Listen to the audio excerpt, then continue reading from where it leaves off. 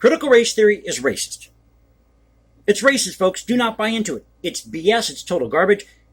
Because if you live in this country, the United States of America, no matter who you are, you put your mind to it, you can become anything you want. Don't believe me? Look at Oprah Winfrey or Denzel Washington, Spike Lee, the head of Goya Foods, who's Hispanic, the head of American Express. I have my notes here, the first African-American woman of Nigerian descent who heads up a major TV studio. You have Asian film directors. Should I go on? Oh, by the way, none of those people I mentioned are white. So how could you have all this racism, or how is it that your skin color is keeping you down if you have all these people who become successful who are minorities in this country? And I've got 3 definitions of CRT for you. We're just going to call it CRT to stay hip. CRT. By the way, this is the Cultural Confederacy. Welcome back to the channel. It is Sunday night. You like the video of the series so far, please click that like button, subscribe. Hit me up on Instagram at hashtag JasonComposes. Leave comments below. And now you can reach me at Twitter, Cultural Confederacy at Twitter. So here are the 3 definitions of CRT for you. CRT. According to Wikipedia.com, it's the body of legal scholarship and academic movement of civil rights scholars and activists in the U.S. that seeks to critically examine U.S. laws that interacts with issues of race and to challenge mainstream American liberal approaches to racial justice. According to edweek.org, CRT is an academic concept more than 40 years old with the core idea that race is a social construct and the racism is not merely the product of individual bias or prejudice, but also something embedded in legal systems and policies. And they give an example here. In the 1930s, you had government officials that were passing these policies encouraging banks not to give loans to groups like African Americans that lived in these poor neighborhoods. And here's the final definition. This is from Britannica.com. I warn you folks, this is a long one, so please bear with me.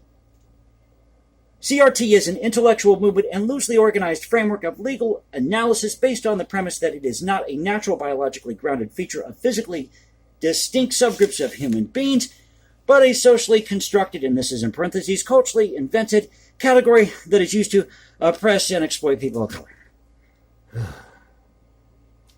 You gotta love academics, don't you?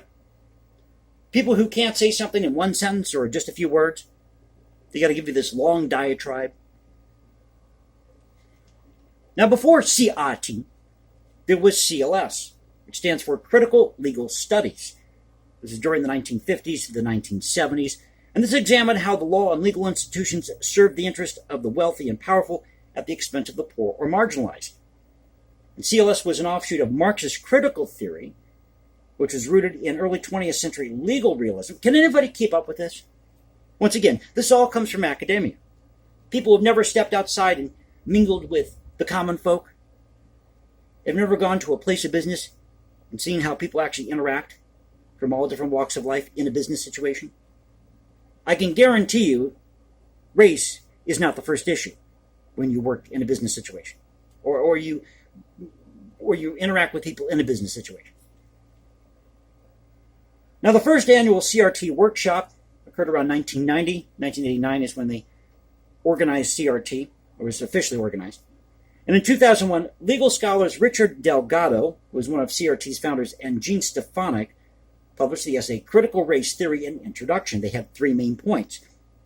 Race is socially constructed. Racism in the U.S. is normal, not aberrational. It's the common, ordinary experience for people of color. And finally, interest, convergence, or material determinism, once again, all these academic terms. So legal advances, setbacks for people of color that tend to serve the interest of dominant white groups. So the flaw of CRT is that it sets in stone this idea that your skin color prevents you from becoming whatever you want. That you were doomed because you're black, or you're doomed because you're Asian or Hispanic. Well, what does history have to say about this?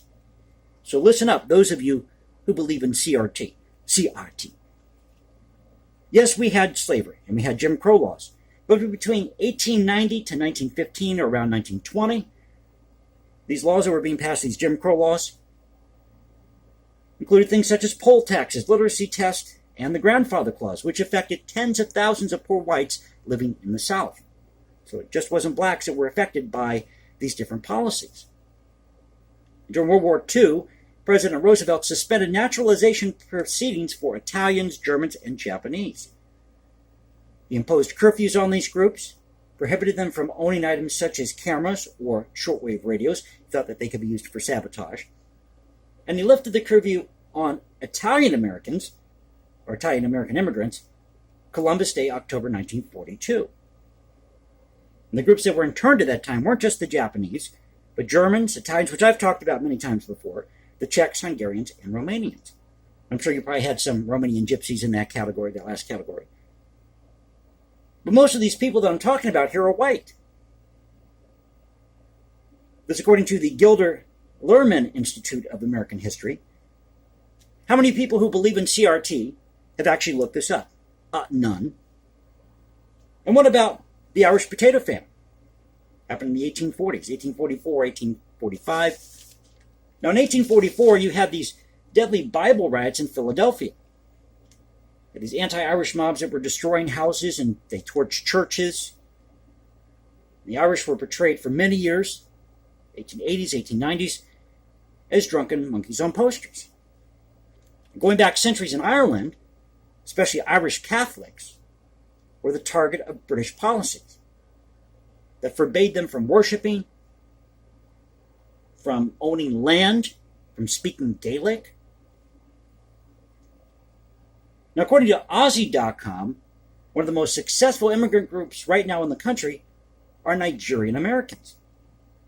It says here 61% over the age of 25 hold a graduate degree compared to 30%, or 32% rather, for the U.S. foreign population.